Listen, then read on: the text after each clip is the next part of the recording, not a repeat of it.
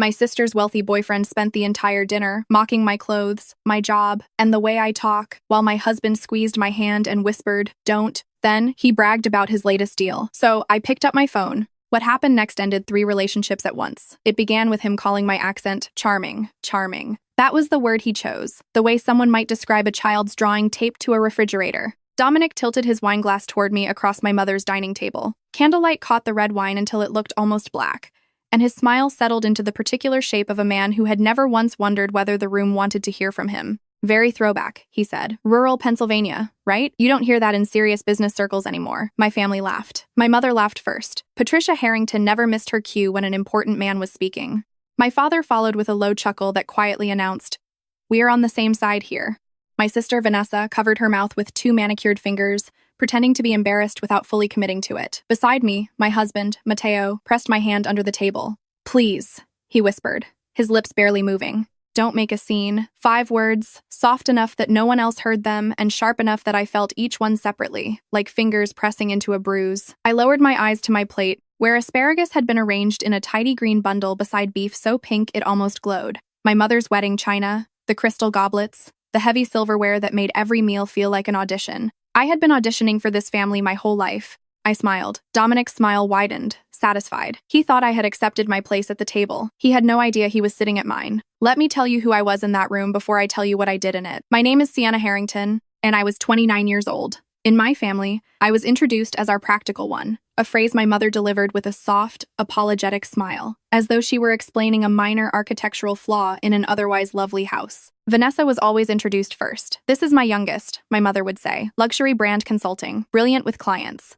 Then came the pivot toward me, the subtle dimming of the room's wattage. "And this is Sienna, our practical one." In my family's language, practical meant safe, beige. The woman who drove home before dessert. Vanessa arrived everywhere in perfume, silk, and a bright, weaponized confidence that made rooms rearrange themselves around her. She knew designers, gallery investors, and men who set emerging markets while holding champagne. She made ordering coffee look like networking.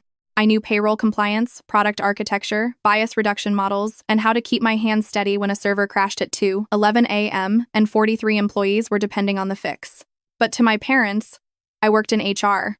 HR meant filing forms, birthday cupcakes, reminding grown men not to say stupid things in meetings. The truth was something they had never thought to ask about. 5 years before that dinner, I quit a corporate job that had been slowly removing pieces of my personality like a very polite demolition.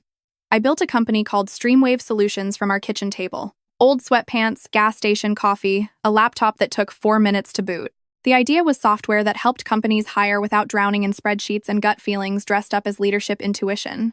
The first version was genuinely ugly. The dashboard loaded slowly. The color palette looked like a bank website from 2009. I cried over code I didn't understand, pitched investors who looked past me before I'd finished sitting down, and once spent an entire Friday night answering customer support emails because I was the entire support department. 47 investors said no. The 48th asked me the one question no one in my family had ever thought to ask. "What do you need to scale?" I can still feel that room, the beige carpet, the bad coffee, the rain sliding down the window behind him, and my own voice shaking as I answered.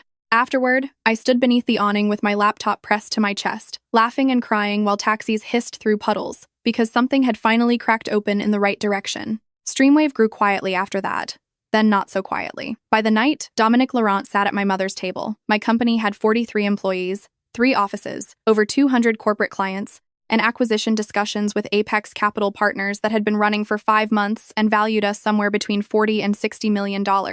My family knew none of it. Matteo knew pieces. He knew I worked late.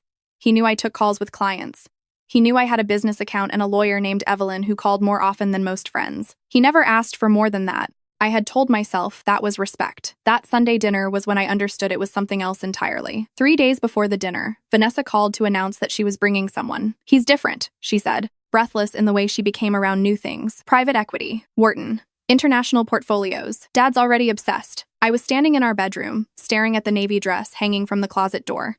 My laptop sat open on the bed, screen glowing with an email from Apex's acquisition team. Final team roster attached.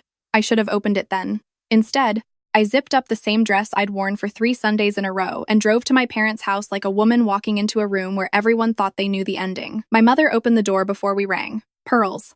Important pearls.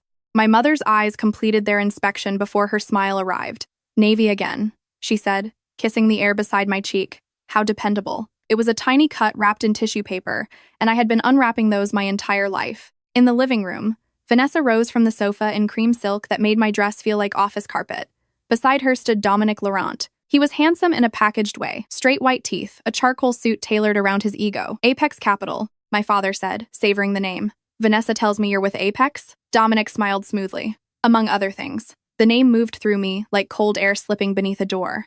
Apex had occupied 5 months of my life. I knew their managing director had a silver streak in her hair and tapped her pen 3 times before making a point. I knew their junior associate asked the sharpest questions. I had sat in their conference rooms. I had negotiated with their legal team.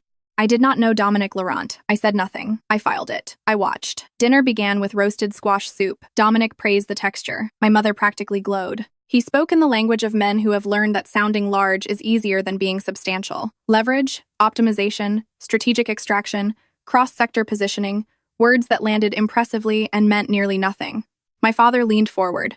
My mother refilled Dominic's wine. Vanessa laughed at his answers before they were finished. Matteo tried to enter the conversation once. We're doing oral histories this semester, and some of my students have uncovered incredible family stories. That's nice, my father said, already turning back toward Dominic. Now, about your acquisition pipeline. Matteo's shoulders dropped half an inch. Familiar anger stirred low in my chest. Then Dominic turned toward me with the smile of a man offering charity. So, Sienna, he said, tell me about your little HR world. The dining room suddenly felt colder. Between bites of my mother's expensive steak, he explained my own profession to me. Human resources is necessary, obviously, but real strategy happens above that level. Growth, capital, positioning. People are usually involved in growth, I said. A nervous laugh moved around the table, and my mother rescued him with practiced speed. Sienna has always preferred stability, my mother said. She isn't reckless. My father nodded and began talking about risk tolerance. Vanessa gave me the sympathetic smile I hated most, the one that suggested she forgave me for being unimpressive. Matteo stared at his plate. Dominic called my dress classic, then timeless, then refreshingly modest, each word becoming a smaller box in which to place me. He told Matteo he should leave teaching for private consulting. Same expertise, better packaging. When Matteo said he liked teaching, Dominic chuckled. Of course, passion matters until the mortgage comes due. My fork clicked against my plate. Matteo placed a hand on my knee beneath the table. It was not comfort, it was containment. Then dessert arrived. Tiramisu served in crystal dishes. My mother named the bakery before anyone had even tasted it. I sat over cooling coffee and watched a man spend 2 hours using wealth as a measuring tape. I measured the distance between who I was at that table and who I was during every other hour of my life. Then came the comment about my accent. Charming, Dominic said, in a throwback kind of way. Everyone laughed my mother, who had paid for speech coaching when I was 14 because she said I swallowed my vowels. My father, Vanessa, the whole warm, candlelit room. Without saying it directly, they had all agreed that I was merely the local color at a table that had outgrown me. Matteo squeezed my hand again. Don't make a scene. I looked at him. He was pale, but he was not embarrassed for Dominic. He was embarrassed by me, by what I might do to disturb the polished cruelty everyone had agreed to call dinner. Something inside me became very still, not broken, still. Broken things scatter, still things wait. Then Dominic leaned back with his wine glass and said the thing that changed the night. Speaking of serious business, I'm in the middle of a major acquisition right now. Software company. Stream something. My pulse did not race. It dropped. The platform is decent, he continued. Mid-tier HR tech, ironically enough. We're going to restructure leadership, clean up the tech stack, cut redundancies, and then flip it. These founders usually don't understand the value of what they've built. They stumble into success, and then people like us professionalize it. The spoon in my hand stopped above the tiramisu. Stream something. My company. My mother's eyes shone with admiration, and my father leaned forward to ask about the timeline. 90 days, Dominic said. Fast close. People like us. Founders like me. I looked around the table. My mother enchanted, my father impressed, Vanessa proud of her selection. Matteo looked confused. No one at that table understood that the man performing a deal he had no part in was talking about the 43 employees I had hired, the 200 clients I had won, and the product whose ugly first code I had written in my kitchen while wearing old sweatpants. No one knew except me. For the first time that night, I smiled for myself. Dominic. My voice cut through the room like a chair scraping across tile in a quiet restaurant. Every head turned. Even the candles seemed to pause. Dominic blinked. Yes? What firm did you say you're with? He recovered smoothly. Apex Capital Partners. And you're leading the Streamwave acquisition? That's right. He sounded amused now. Do you know someone there? Vanessa laughed under her breath. My mother shot me a look that meant, do not embarrass this family. Matteo shifted in his chair. I placed my spoon down, and the silver made one small, final sound against the saucer. Something like that, I said. Then I opened my phone. I had organized the folders months earlier: Apex due diligence, acquisition team, legal correspondence, employment disclosures. My fingers moved without hurry. I opened the team roster on official Apex letterhead, dated that week, listing every employee involved in the Streamwave negotiations. Then I turned the screen toward Dominic. That's strange, I said, because I'm the founder and CEO of Streamwave Solutions. I've been negotiating with Apex for 5 months, and your name isn't on the acquisition team. The silence was the kind that happens when something expensive breaks. Dominic's smile didn't vanish immediately. It rose first, then began cracking at the edges, the way ice cracks from the center outward before anything actually falls. My mother stared at me like I'd started speaking another language. My father's eyes dropped to the phone. What? Vanessa whispered. Mateo stopped moving entirely. I scrolled through the list: managing directors, legal counsel, analysts, the technical review team, integration consultants. Then I looked up. No Dominic Laurent. He cleared his throat. Acquisition structures are complicated. Not everyone appears on every internal document. These aren't internal summaries, I replied. These are the official team rosters sent directly to me as CEO. Color rose beneath Dominic's tan. I opened a second document. Also, according to public filings, you haven't worked at Apex for 6 months. My mother's wine glass trembled. A thin red line slid down the bowl and touched her finger. Dominic's voice changed register. The velvet disappeared. You don't know what you're talking about. I turned the screen toward the entire table.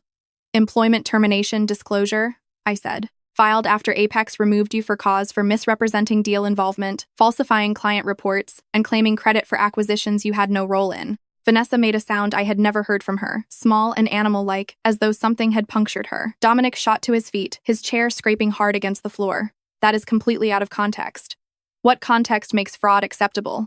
I asked. Nobody laughed. The candles kept burning. The chandelier hummed. Outside, a car moved along the wet street, its tires whispering over pavement. The ordinary world continued while the carefully constructed one at our table split open at the seam. My father studied the document on my phone with the concentration of a man watching his own judgment collapse. You said you were a managing director, Vanessa whispered. You said you were promoted. Dominic reached for her arm.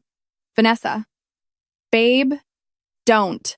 She pulled away. Don't call me that. He turned desperately toward my parents. Mrs. Harrington, I can explain. Sienna is clearly upset. Maybe she misunderstood. I laughed, surprising everyone, including myself. I built the company you just called mid-tier, I said. I wrote the first code at my kitchen table. I survived 47 investor rejections. I know every person on that acquisition team, down to which analyst keeps granola bars in his laptop bag because due diligence meetings run long. I leaned forward. You do not get to sit in my mother's house, mock my work, mock my husband's career, mock my voice, and then wear my company like a costume. Dominic looked toward Mateo as a last resort, hoping another man might pull him out.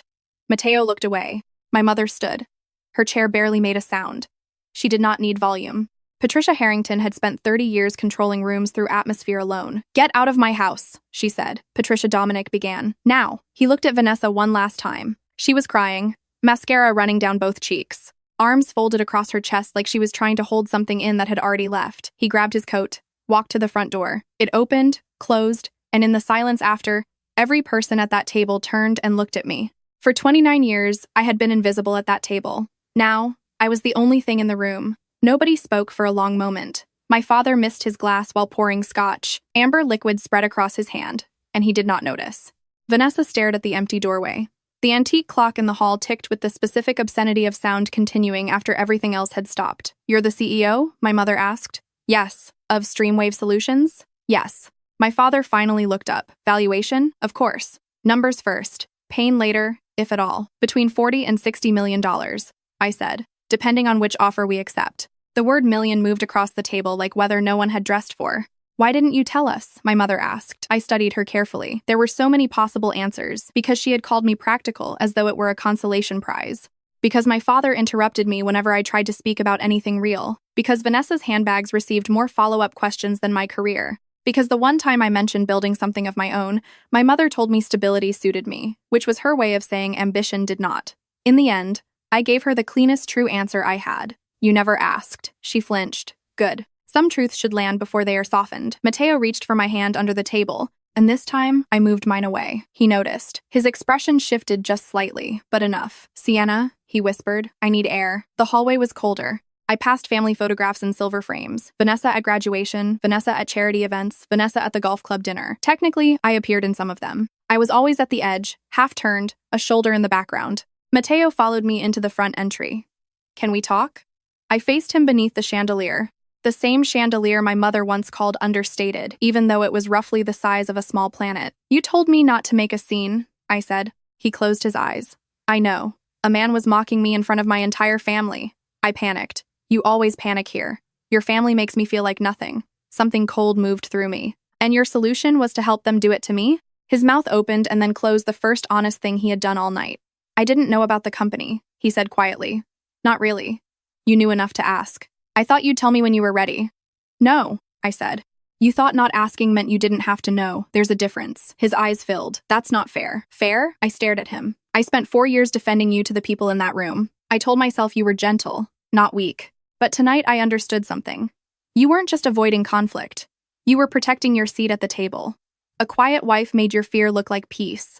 A quiet wife never forced you to choose. That's not true. Then why was your first instinct to silence me? He looked toward the dining room, then back at me. The answer was written across his face. My mother appeared at the far end of the hall, her face bare in a way I had never seen, even though she was still wearing makeup. Sienna, please stay. I looked from her to Mateo and then toward the dining room, where the plate sat half-finished and cooling. For once, no one was directing me. For once, they were waiting. I picked up my coat. No, I said. Where are you going? Mateo asked. I opened the front door. Cold air rushed in, carrying the smell of wet leaves and distance. Somewhere I don't have to be small. I stepped outside alone, and the entire house behind me went quiet. I drove without music. The roads were slick and black beneath the streetlights. My hands remained steady on the wheel, but my chest felt hollowed out, scraped clean of everything familiar. I did not go home. Home was where Mateo would follow me, apologize, make tea, and try to turn one clear truth into a complicated conversation. I did not have the strength to comfort him through the consequences of hurting me. Instead, I checked into a downtown hotel using my business account. The lobby smelled of citrus cleaner and fresh flowers.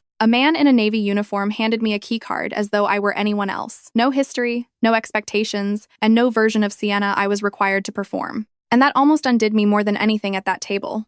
Just my name, room 1807. I stood in the elevator watching numbers climb in red light while my phone buzzed continuously. Mom, Dad, Vanessa, Mateo, unknown number, Mateo again. I turned it face down on the hotel desk and sat on the edge of the bed in my slip and cried in the specific, ugly way I never let myself cry around other people. Mouth open, one hand pressed against my stomach. Because grief has a body, and mine had been carrying too much for too long. I cried for the girl who practiced saying water without a rural edge because her mother said people noticed. I cried for every dinner where I laughed at jokes aimed at me just to keep the evening smooth.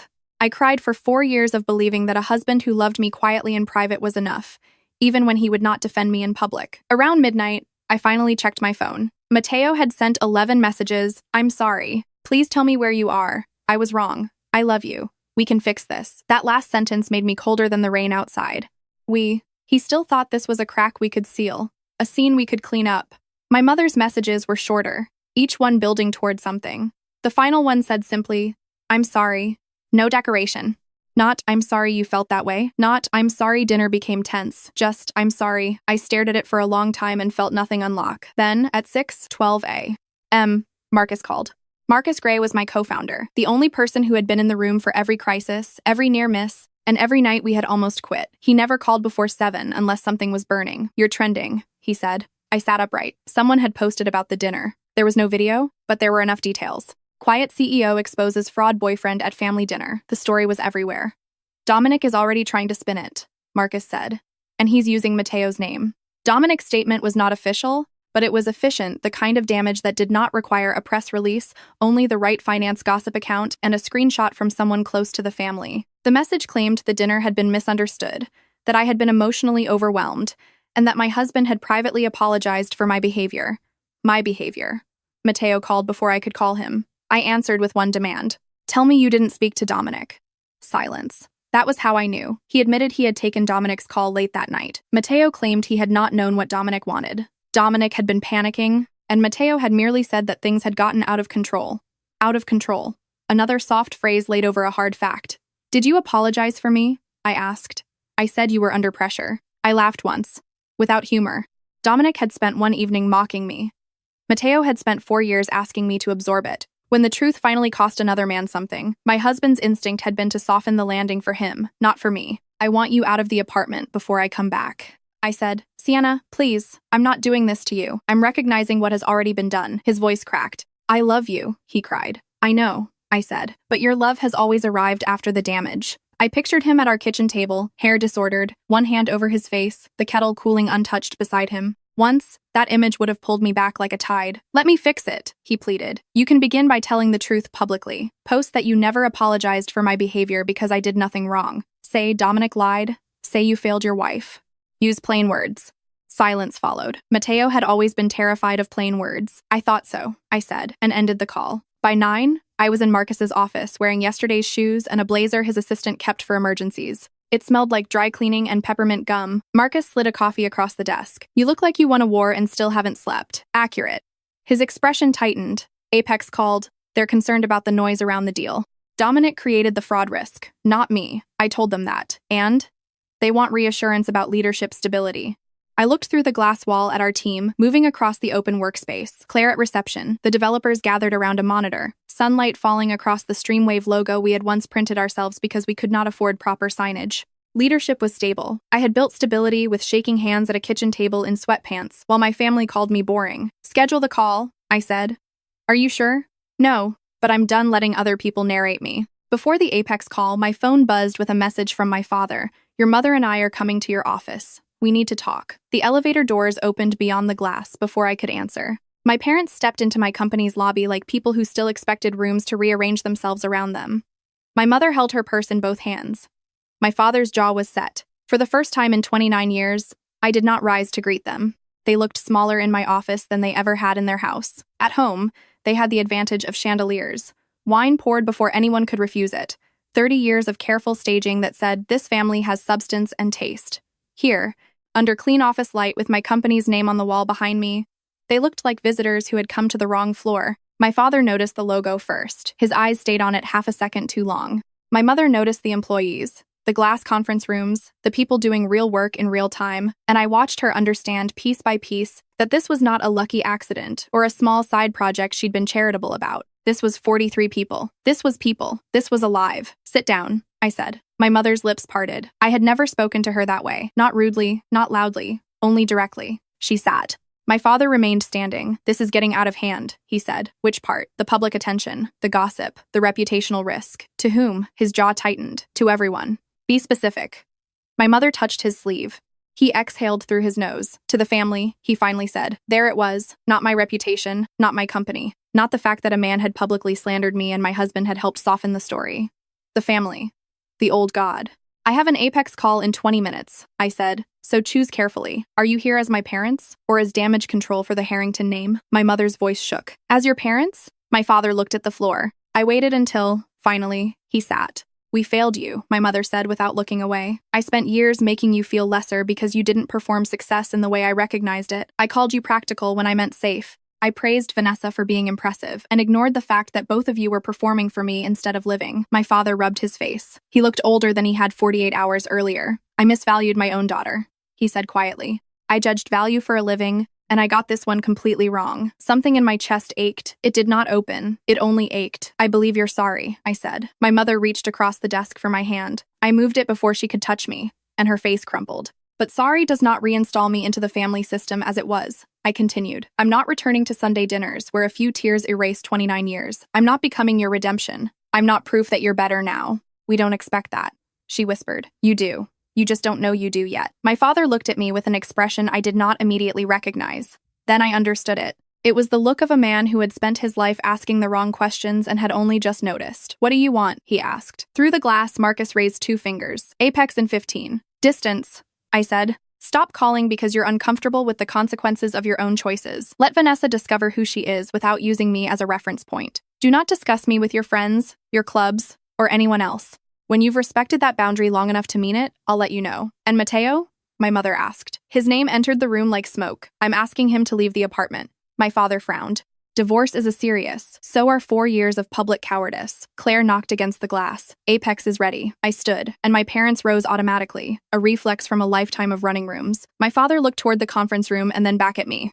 Are you going to be all right? For once? The question sounded real. There was no evaluation in it, no doubt, only a frightened father. I lifted my laptop. I already was, I said. You just didn't know. Dominic's email to Apex had gone out that morning under the subject line formal clarification regarding false allegations. He claimed that he had consulted informally on the Streamwave deal, that I had misinterpreted casual dinner conversation, and that his termination from Apex had been mutual and unrelated to ethics. Then came his worst move, the one that would cost him everything. He implied that Streamwave's leadership might be unstable because its CEO had allowed a personal family conflict to influence professional judgment. Evelyn, my attorney, joined by video from New York. She read the email on screen, red lipstick immaculate, wearing the expression of a woman who genuinely enjoyed this part of her work. Good, she said. Marcus stared at her. Good? He put it in writing. Caroline Voss appeared on the Apex screen with her silver streak, blue notebook, and pen tapping 3 times before she spoke. Sienna, we received Mr. Laurent's email. I assumed. We want to be clear. Apex has no ongoing relationship with Dominic Laurent. He was terminated for cause. Then I need that in writing today. I also need written confirmation that he had no role, formal or informal, in the Streamwave acquisition. I need Apex to notify every recipient of his email that his statements are false. And I want a revised indemnity clause protecting Streamwave from liability connected to his misrepresentations. Marcus glanced sideways at me with something close to pride. Caroline studied me through the screen. That's a significant request. So was being publicly dragged into a fraud narrative by your former employee. A faint smile touched her mouth. Fair. We negotiated for 43 minutes. We did not beg. We did not react. We negotiated. When the call ended, Evelyn leaned toward her camera. And your husband? She knew. Good lawyers hear what remains unsaid. He's leaving the apartment today. Do you need a referral? Send it. That evening, I returned to the apartment while Marcus waited downstairs. The hallway smelled like someone else's garlic dinner. My key turned smoothly in the lock. 2 suitcases stood by the door. Mateo was in the living room holding the framed photograph from our courthouse, wetting me, laughing with hair blown across my face. Him looking at me as though the world had reduced itself to one person. Grief hit me so hard that I nearly sat down on the floor. I posted, he said. I checked my phone. His statement read, my wife did nothing wrong. Dominic Laurent lied. I failed to defend Sienna when she deserved it. I am ashamed of that. It already had thousands of likes. Public. Specific. Exactly what I had demanded. Still late. Always late.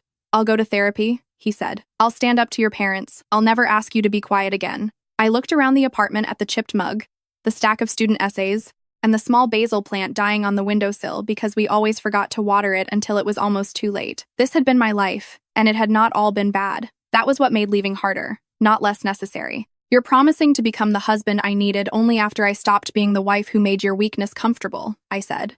He cried quietly, trying not to let me see. Once, that would have been enough to pull me back. At the door, he asked, do you hate me?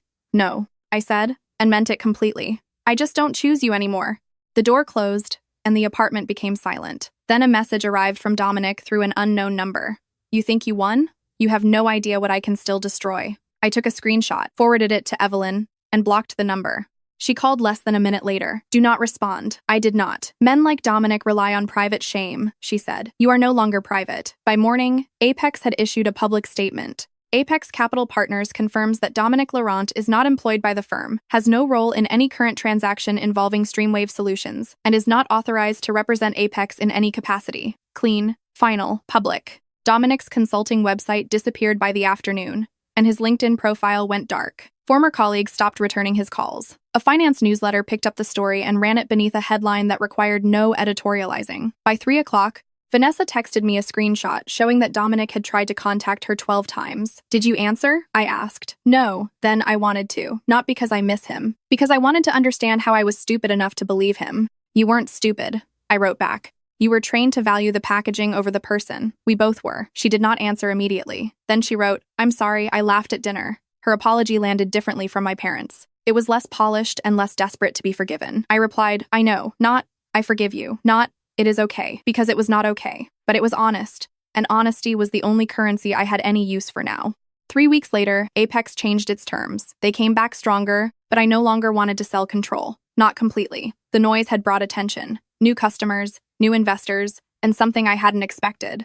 Emails from women founders who wrote at midnight saying, I thought I was the only one. The platform that had started as ugly code on a kitchen table was being seen, finally, at full size. So I negotiated a growth partnership instead, capital without surrender, expansion without erasure. At our final meeting, Caroline Voss said, you realize most founders would have taken the original money and walked away. I spent too long being walked over, I answered. I'm not selling the company just to become a footnote in someone else's portfolio. She smiled. Then let's build. The deal closed in December. No Dominic, no family spectacle, no husband beside me for the photographs. There was only me, Marcus, our legal team, and 43 employees cheering in the open office when I emerged with the signed documents. Claire from reception opened grocery store champagne because it was what we had in the refrigerator. Someone turned the music up too loudly. Marcus hugged me hard enough to make my ribs protest. "You did it," he said. Through the glass wall, I watched snow begin to fall over the city. For years, I had imagined success would feel like applause from the people who doubted me, like vindication delivered at full volume. It did not. It felt like keys resting in my own hand. Then my mother texted, "We are so proud of you, sweetheart." I looked at the screen for a long time.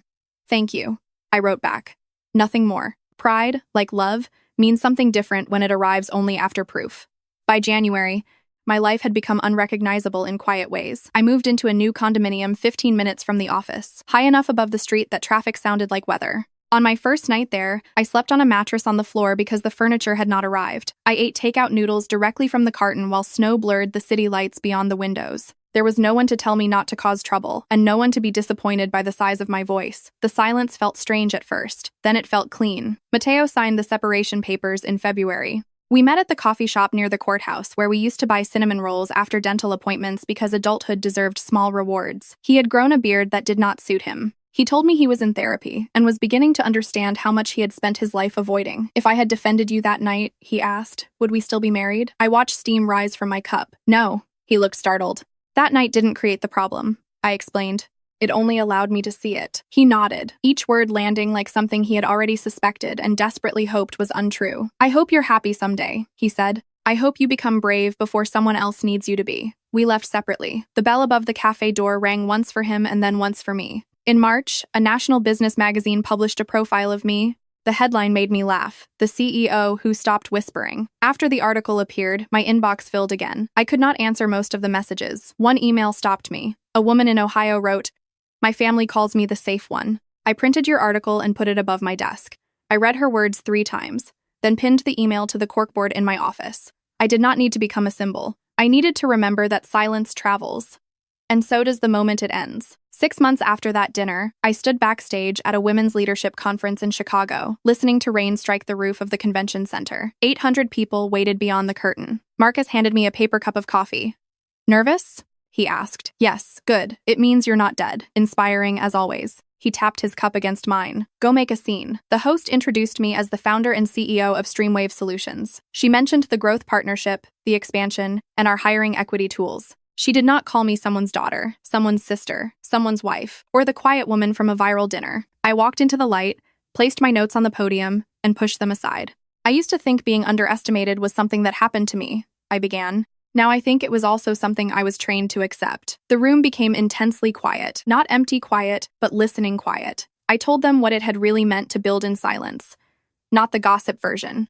I told them about the ugly dashboard and the 47 rejections. I told them about the nights when my eyes burned, and about the way I had mistaken invisibility for safety, because visibility had always carried a cost I did not know how to stop paying. I did not name Dominic. He did not deserve the stage. I did not name Mateo either. Some stories belong to the person who survived them, not to the people who forced the lesson. "I don't believe every insult needs an answer," I said. "But I believe every woman should understand the difference between peace and self-erasure. Peace lets you breathe. Self-erasure teaches you to hold your breath so no one else feels uncomfortable." A woman in the third row wiped her eyes. My throat tightened, but my voice held. "I lost some things by speaking up. I lost the version of my marriage that worked only while I stayed small. I lost the version of my family that loved me best when I was easy to overlook." I paused. But I gained myself. And I will never call that a loss. The applause began slowly and then arrived all at once, the way the best things do. That night, back in my hotel room, I stood by the window and looked down at Chicago. Wet streets, moving headlights, a city continuing without asking anyone's permission. My phone buzzed. Vanessa had written, "I saw clips from the speech. I wasn't proud because you were impressive. I was proud because you were you." Then a message arrived from my mother. I watched online. "I am learning to be proud without making it about me. I love you." I read the message and set my phone down without answering. Not every message required immediate access to me. That was freedom too. Then a final email arrived from Priya, my divorce attorney, finalized, documents attached. I sat on the edge of the bed and thought about the people who had built something real beside me, and about the woman in Ohio who had printed my article and pinned it above her desk. They had all thought I possessed nothing, no power, no edges, no story worth hearing. They had been wrong. I had built a company in silence. Then I built a life out loud. This time, no one else would ever decide how much space I was allowed to take up.